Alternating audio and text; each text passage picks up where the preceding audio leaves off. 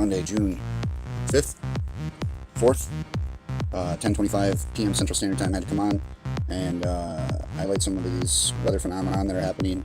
We've got a storm front that's moved, caused a little bit of havoc through Minnesota already in here, and now it's up here. This is where it is now. And then we've got other cells forming behind it here, and then it's stretching out all the way down here, and then we have another front that looks like it's forming up and moving the same direction from east to west across the United States back here. So basically we have a big circle right here, and it's moving. Let's watch it. See where it's going in the future here. It's 11:25. It's a slow mover. Apparently, the northern part, basically, the big concern is some lightning and 40-mile-an-hour winds. So that's what it looks like. That's what the computer's saying. It's going to be at 5 a.m. Usually at the end of the computer prediction, it gets all big and green like that. Gotta take that with a grain of salt. Let's turn that off and talk about some other climate and weather phenomenon. The big story of the day, again, is frost and freezing weather advisories, but this time it's not northern Minnesota. It's not northern Wisconsin. It's not northern Michigan. It is northern California and southern Oregon. In June, we have freeze watches until Saturday. I didn't even know the temperatures got freezing there, even in the winter.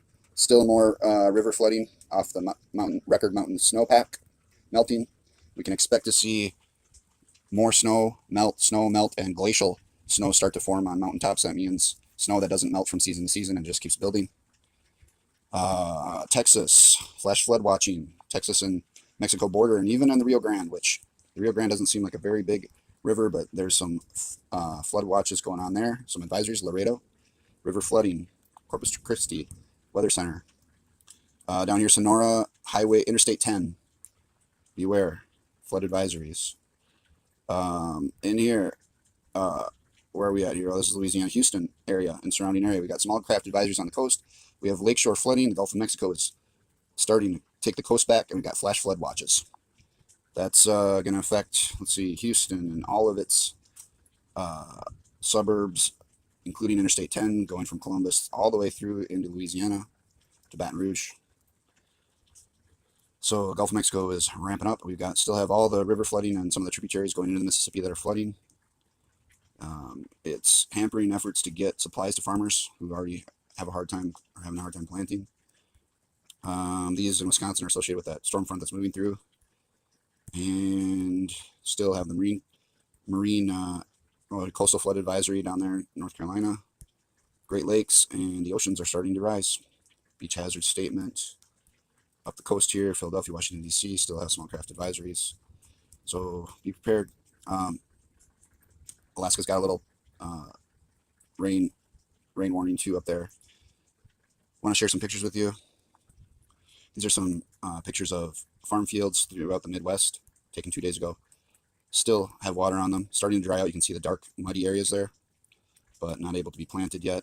Although, Mother Nature, you can see Mother Nature has no problem growing along the shoulder there. Everything's green, but the farmers, they have a little different system. And you can see there's still some wet fields. There's another one. This one's almost dried out, but you can see kind of the mud there. This one looks pretty good. Maybe even some green starting to come up in there. Maybe not, I don't know.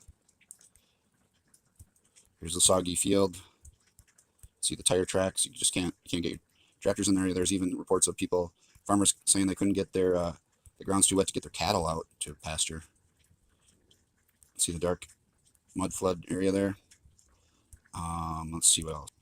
This is something I've been wanting to share. This is in Wisconsin.